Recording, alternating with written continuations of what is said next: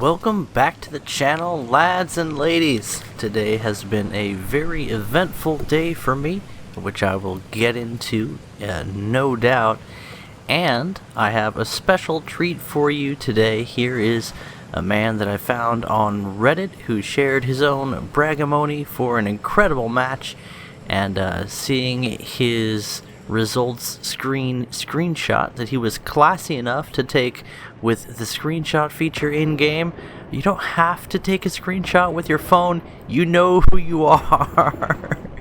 There's a screenshots folder in your War Thunder install location where those get automatically saved if you press the print screen, thus showing what's on your UI, or the F12 key, which will hide the UI for your cinematic screenshot. And speaking of shots, this is what, the Ruicat, I think? It's the Brit Boy. And another thing, by the way, this is a server replay, which can explain some of the jankiness we're seeing here. The little bit of desync between where ThePunishment, and what am I going to call this guy for short? TP? Oh, okay, yeah, now I've got to. He is going to wipe the enemy team after all. But there's a little bit of desync between where he's looking and where the camera is facing, and that is courtesy of the delightful War Thunder replay system. In case you're wondering why it doesn't seem like War Thunder knows where you're looking most of the time, it's because War Thunder doesn't know where you're looking most of the time. I've been noticing specifically with my, oh geez, what's that German light tank, the RU-251, that when I'm switching from binocular view back to regular view and then to gunner view, the camera always jerks radically to the right before moving back to center. Very odd. There we hear some exploding smoke and other explosions from 10 kilometers away, the way you do. Another thing to note about this particular update of War Thunder is that the sound is reborked, but you can tell that they're really making some progress, both in terms of optimizing the sounds engine so that you do hear more of the things you need to hear, which I appreciate, and they're also making the sounds a lot more immersive and impactful. So I mean, listen to that. You can hear that artillery like it's right in your ear, but this is what progress sounds like in the game of War Thunder. In fact, I've been very pleased with the progress I've seen with the game. It really does appear as ThePunishment TP goes in to wipe out the enemy. I've already made that joke, but in, of all things, the Royal Scimitar. This is an aircraft that I've completely overlooked, but the beauty and efficacy of this aircraft. Yes, I took one painkiller today. I had a minor surgical procedure. We'll get into that. I got neutered today. So what's it called when they take the little tubules off your nuggies and your chicken nuggies, and they snip them, they burn the tips, and then they fold them over. So it's the old pork sausage treatment.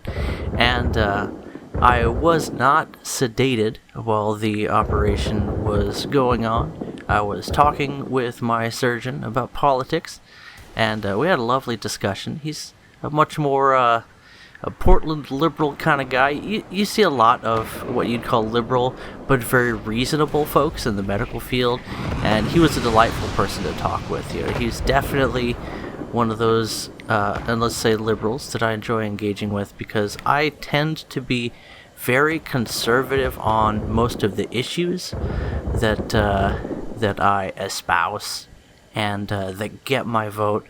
But at the same time, I really value people and love well-formed opinions, and I really do hold a lot of these people that I disagree with in politics in high regard, because they have their heart in the right place. They just tend to trust the government more, which is a little bit odd to put it that way, but you do have to put a lot more trust in a government if you are empowering them to have access to more power, funding, and authority to fix the ills of the world. But that's a topic for another time. And so we had a nice talk. I felt 3 sharp jabs at one point. Not really painful, but maybe, a bit like surprising. Like your body's like, hey, asshole, somebody's in your genital area making changes we didn't approve of. And I got, I can't remember what it's called, but they neuter you. It's going to take a while for that to take full effect, so I'm not shooting blanks yet. And neither is The Punishment, to get back to the action that seems to be winding down, but I very much assure you it isn't. This is going to be one of the highest kill games that I've featured, even as an RP match in War Thunder. And this guy, The Punishment, of ADAT's Squadron fame, is really going to live up to the name, causing incredible damage to the enemy team via his air-to-ground missiles and even the cannons on his aircraft, as you have already witnessed. Already with 1 death and flying Cass and kicking ass the way I dream of doing myself. This man, The Punishment, is living the dream. If only the War Thunder replay system was a little bit more effective, and I do apologize because I wasn't babysitting this replay. If there's a few things like the camera bugging out, sorry, this was something of a longer match, as you can probably tell from the length of the video, and this is one of the few times that I'm going to focus on a single replay to make an entire video out of, partially because I wanted to just have some time to chat with you as he's refueling and rearming and repairing all the holes in his ship with Flex Seal. And on that note, you've no doubt noticed the flex, the low bit rate appearance of his aircraft when he zooms in, and that just seems to be another replay bug where you don't get the detailed textures when the camera's up close. And that happens a lot of times in replays, and I think it happens a little bit more often in server replays. They're definitely the most buggy form of replay, and they're also the form of replay that oh, by the way, you cannot see the ATGM or the AGMs on the rails. He does have 3 left, and none are apparent. Ladies and gentlemen, this is War Thunder. But you know what? They do fix bugs constantly. It's just that there's so many issues that naturally crop up with the massive amount of progress this game has made in terms of new content, features, and accessibility, that it's sort of like playing whack-a-mole, guys. And sometimes, some bugs just count more than others. So not a ton of people are broadcasting the replay system the way you see here on Toshio Thunder, and I really appreciate the system being around. And at the same time, these things are pretty glaring. So, with 8 kills now, and it almost seemed like a flawless performance up to this point, and missing 1 AGM and then catching a double kill with his 3rd really makes up the difference. Up to 10 kills already, a brag-worthy number, no doubt. But when I say that he's still counting, there's going to be more carnage in this match. Just you wait and see. Now, to get back to matters at hand, what does it feel like to have this particular surgical operation done? I mentioned the 3 sharp little surprise pains I had during the operation, but it was totally relaxed and comfortable. The procedure was both well performed and benefiting from modern technology, minimally invasive for going into someone's chicken McNuggies and deactivating the bomb. But afterward, it does feel like you've been, after the numbing agents wear off, which took like, I don't know, maybe 3 hours. Now it just feels like I've been kicked in the nuts. Or like, I don't know if you've experienced it, but when you kind of like knock them on something, like a tabletop or whatever, and it's just like, and you get that. Anyway, it's like that, evenly distributed on both sides, I might tell you. And like the pain in the small of my back, I got a little bit of swelling, which is totally normal, and it just kind of feels like I've been kicked in the nuts. And the feeling just doesn't go away. So I think I mentioned that I was prescribed a few pain pills, and it's nice to see a small number of pills being prescribed. That's something of an issue here in the U.S., but my doctor was very responsible about that, and I've used these kinds of pain pills once before. This is actually a pretty low dosage. I think my dosage was like double with the last time I was prescribed. What are these called? There's some kind of... They're your typical prescription pain pills. I can't remember what they're called. Definitely not heroin, I assure you. But obviously a substance that could use some control and oversight. So I took one pill after being miserable for a while, because my wife is like, I didn't go pick those up for you to sit on the couch and moan and not use them. I mean, that's basically what she said. And The Punishment now up to 12 kills, by the way, as I ratchet up the awkwardness level of this conversation. But if any of you guys are considering going and being surgically neutered, there's probably a better way to describe the name of that procedure, but I mean, let's be honest, you're being surgically neutered here. I have 3 kids. We decided that 3 is enough, and I think that's a good idea. I'm pretty sure it's a reversible operation, too. Like, my ball bearings probably have some more mileage in them. They haven't started squeaking too bad. So, yeah, I mean, if we decide that we need more kids, or if, we lose 1 or 2 of them and decide to repopulate the crop, then I'm not too worried about that. And I don't know, if you're an adult, you can make that decision for yourself, but I wouldn't recommend it for somebody that already hasn't had a few kids. Most of you guys, I would say, you'd be good daddies, or mommies even, you know what, and then mommies, it won't feel like you got kicked in the nuts if you get neutered, because you don't have them. I can't really speak to that, but I think it's a lot easier for guys than it is for girls. So, it was definitely time for me to man up, and I'm enjoying talking about it. It's a great subject to conversation.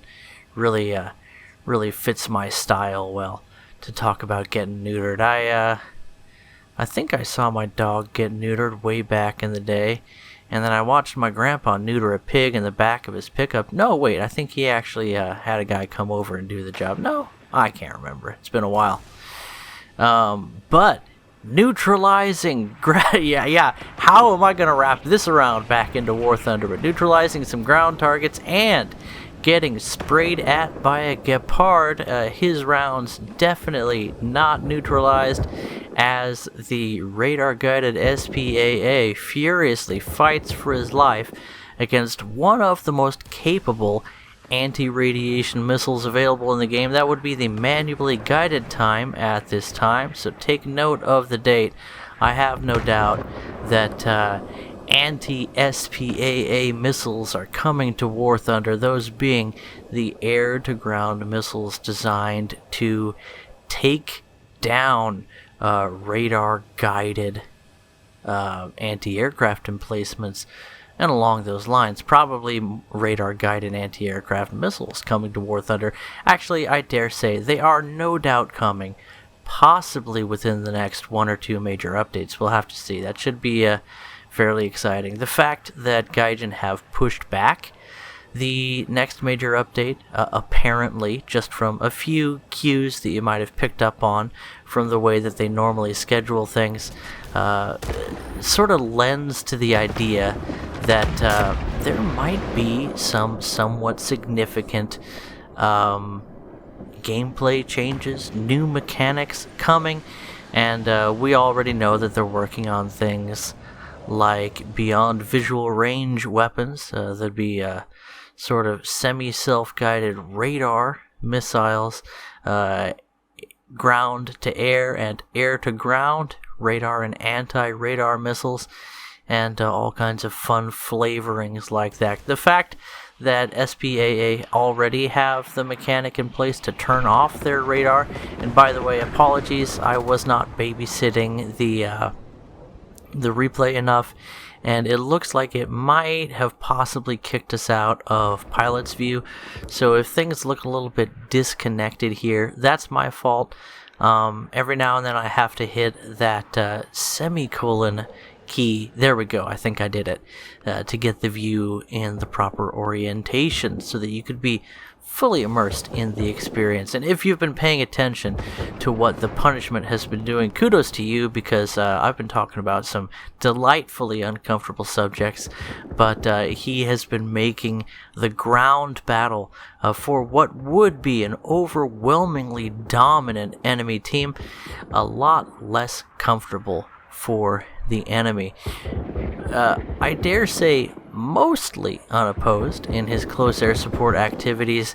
This man in the scimitar has nonetheless wiped out what competition and competent opposition there is in the battle, both by using his air-to-ground missiles and his cannons effectively, and by taking down enemy aircraft the way you do when you brought out a higher tier jet than the enemy does, and you know how to handle yourself. And now, of course, a little bit safer for me to not handle myself now that I'm neutered. But anyway, looks like, yes, it is Das Deutsches Doritos down at low altitude now, just a turning and a burning. The German Nazi Wunderwaffen Schnellbomber jet that turns into a magical Dorito-flavored fighter in the game of War Thunder, making himself a nuisance and a potential threat, and a dot in the near distance in ThePunishment's AO. We hear a jet coming in, and there he is in all his Teutonic glory, completely ignoring the enemy the way you do, and getting shredded in return. The Nazi Space Dorito, there I go, getting neutered by YouTube now for using words like that. Oh my goodness. But he got wrecked good by some good old T-bias, and overall the message I've gotten from this video really seems to be ThePunishment, well played on your very aggressive ground strike campaign. You definitely earned the right to be on a replay video today, and I might just have to grind out a few more British jets to get my hands on a scimitar. I really love my Reaper Mark 8 Meteor, and I like the regular Tech Tree Meteor as well, although I must say quite a bit less. I love that red paint job and the golden name tag, not to mention the fantastic ground strike ordnance, although in a slightly less guided fashion on the Meteor, and yet probably a Meteor BR at a 0.7 less. But 8.7 really seems to be the fun tier for War Thunder right now. I remember when it was 6.7, it was 6.7 for a while, and then 7.7 was probably the best deal in War Thunder, when you had things like the Leo 1 at 7.7, Unser Maus, and the plethora of American vehicles that you still find at 7.7. along with a lot of supporting aircraft. USA really doesn't have a lot of good 7.7 jets, and you say, Toshio, what about the fantastic F-89s? I happen to own both of them, and I've flown them a good amount in mixed battles, and I've got to say, they're good and they're fun, but they're also extremely limited. They burn off energy fast when maneuvering, which isn't quite as much of an issue in RRB as it is in tank battles, because enemy aircraft spawning in will jump you fast. Even a BF-109 F4 can catch up to you if you've been doing ground strike maneuvers in an F-89. So, and they're a massive target, so while you can tank some hits, you'll lose enough performance, and even if you have something like engine fire, you're done for, that you'll be a sitting duck. Good aircraft, though, very good aircraft, and also somewhat lacking in terms of versatility. Really, 8.7 seems to be where it's at. You've got these Nord AGMs, you've got the bullpups available on a wide variety of aircraft, you've got your vodka-fueled USSR rockets that hit, that used to hit about 4 times as hard as similar rockets for other nations, and they have been adjusted down a few times. Did you guys hear that fart? Anyway, no, it's kind of a spicy one. So, yes, we're still going with 19 kills, 1 from the air, and a fantastic score in this regular tech tree 8.7 wonder weapon for the Brits that really shines in close air support. People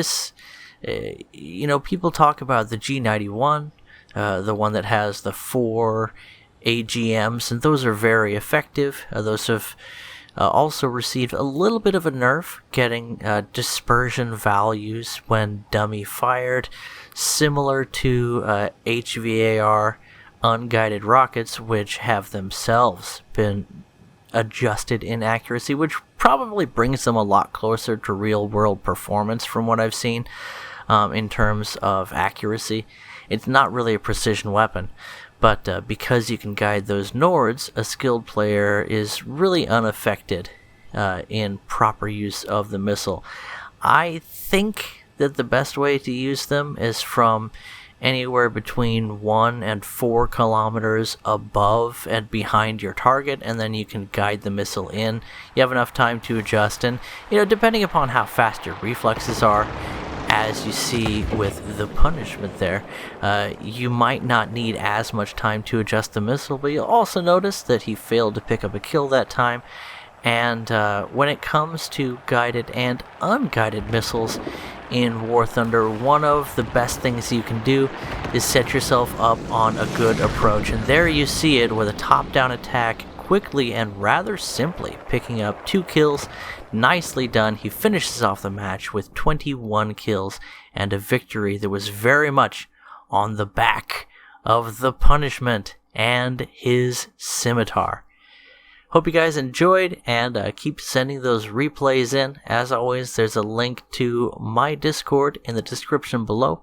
That's the best place to get a hold of me and to engage with this little community of positive and delightful people that I have accumulated around myself. And if you're one of those people, it's always nice to see you, and I really do look forward to hearing from you whenever I see new notifications on the Thunder Zone. I love seeing what you guys are saying. I mean, most of the times I love seeing what you guys are saying. There's a channel called Edgy Teenagers where I encourage people to post whatever darkness of their soul decides to come out that's still, technically safe for work. Sometimes I like what I see there. Sometimes I don't, but that's why there's a separate channel. Anyway, catch you guys in the next video. Bye-bye.